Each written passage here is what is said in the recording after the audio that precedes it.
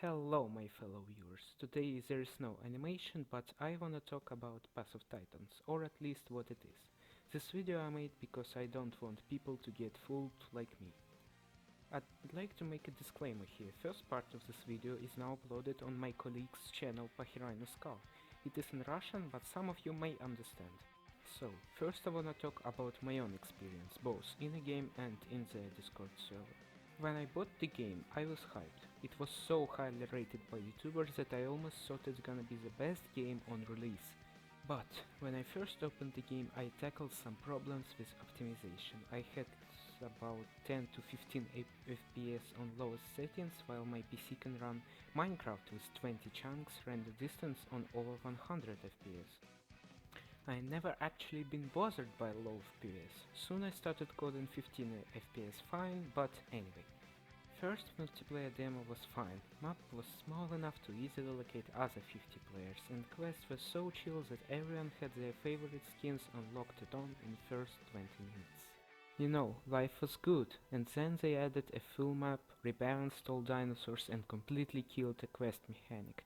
Now, if you want to unlock all colors on certain skin, you need to spend approximately 550 tokens that are given for completing quests. But there's one big, no, huge drawback to this. On the map with a stack of square kilometers, then only certain amount of mushrooms and nuts needed for quests, and you have to walk around the whole map, sometimes as a very slow creature. The problem is that you will rarely ever see any quest items. They are so rare that most of people just look for quest places like certain rock formations or lakes. The problem with quests lies in a map problem that I will discuss later. Now, I think you know something about quests. I do know that there are some hardcore gamers that spend their time looking for mushrooms, but not all of players actually like those. Most players just chill at the talents point all the time, until one psychopath comes and starts creating Doom Eternal in a game. Everyone dies in a carnage and they must go across a giant map back to talents point. Yes, I think it's time to discuss community of this game. In the game it is very simple. First type players are chillers that are just sitting and chilling at the talents point. Second types are hardcore roleplay players that collect mushrooms for skins and just being fun and able to protect themselves against aggressive ones. And the last types are aggressive players. I already described them earlier in a video, so I'll go on to the next topic. I love Discord, but bot community in Discord and in other social networks is just a bunch of fanboys. Whenever someone criticizes the game, they are just putting their bare hand in a nest full of wasps. Even if it is a constructive criticism, they say, the game is in demo, make your own game first before criticizing others. The developers are working on it.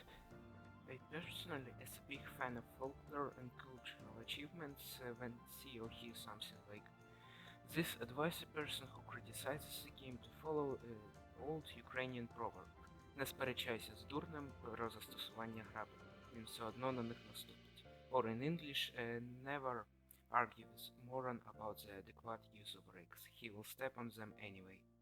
Also, when discussing something else in chats that are not bot related, you will see the same situation as in the world. There are people who think and people who follow.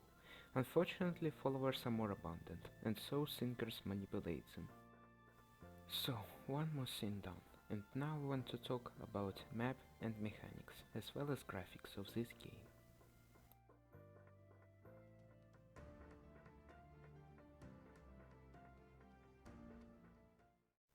The map is horrible.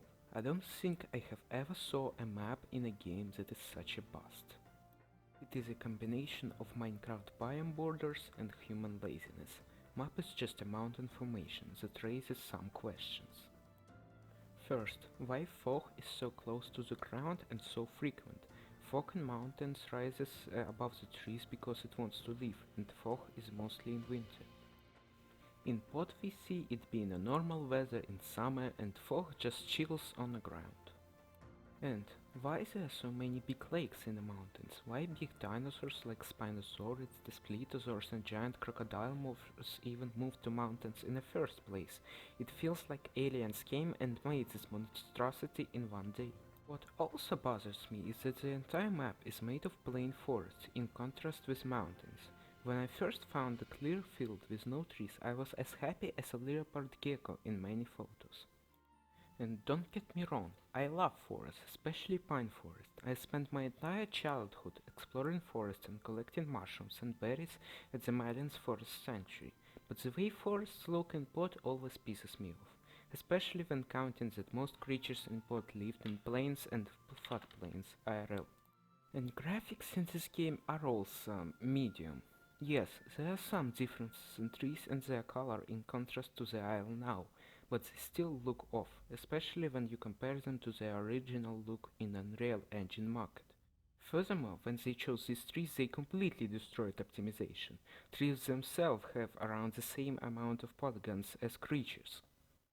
Also, quick reminder that fish also live there, just as there are too many large fish in small ponds and literally no fish in a lake that covers fourth part of a map. If you ask me, I can describe the environment of this game in one sentence. A Chernobyl where aliens raised mountains and added some unnatural landscape. It just doesn't feel like a place for animals. Or animals?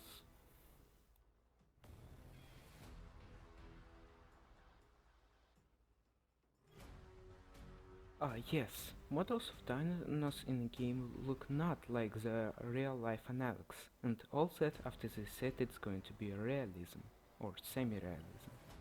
And agile and large in comparison to other Troodontids Latinovenatrix, who is a very good jumper in real life, can't escape anything or jump to high rocks. It was fine before, it was my main overall, until they killed him in a map update. Spinosaurids, on one hand, are awful swimmers in contrast to their semi-aquatic real-life analogs and can catch and kill fully terrestrial hadrosaurids and ceratopsids, like their real-life analogs couldn't do. Do we even have to say anything about herbivores that get little to no attention from community? Moreover, the movement is very janky, which makes dinosaurs even less like animals. Dinosaurs completely break their legs while moving on a rough slope or on a rock. Moreover, all of them turn in place like turtles. My own turtles that live in my house turn faster actually, as well as run faster than dinos in Pod. Really, they made Nightgirl-style dinosaurs, but sluggish reptiles of 19th century in their game. And animations. They said they are going to rework them, but now they are downright trash without any realism into them. Quadrupeds all gallop, and yes, some crocodiles as well as dinosaurs could gallop. But look at this, a crocodile doesn't move his spine vertically while galloping, they just jump. And now, one of the biggest crocodile movers on the earth, in a game with realism, is running like a horse. Like a goddamn horse.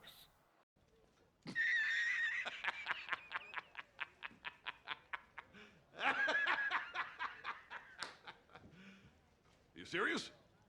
Birds don't usually move their head while moving, but Lambeosaurus shakes his head like it's drunk and listens to hard rock simultaneously while running. And after stomping from first go, it doesn't shake while having almost 3 tons of weight on small front legs. Swimming animation isn't smooth at all, more like running underwater. Some running animations are good, some are not.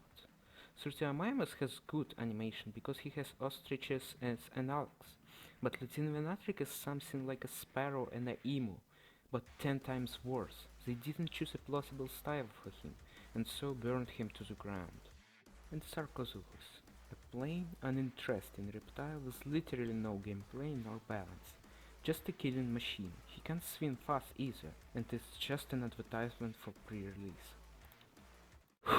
Now, the biggest problem with this game is that it doesn't even know what it wants to be, an MMO or a survival or a combat game.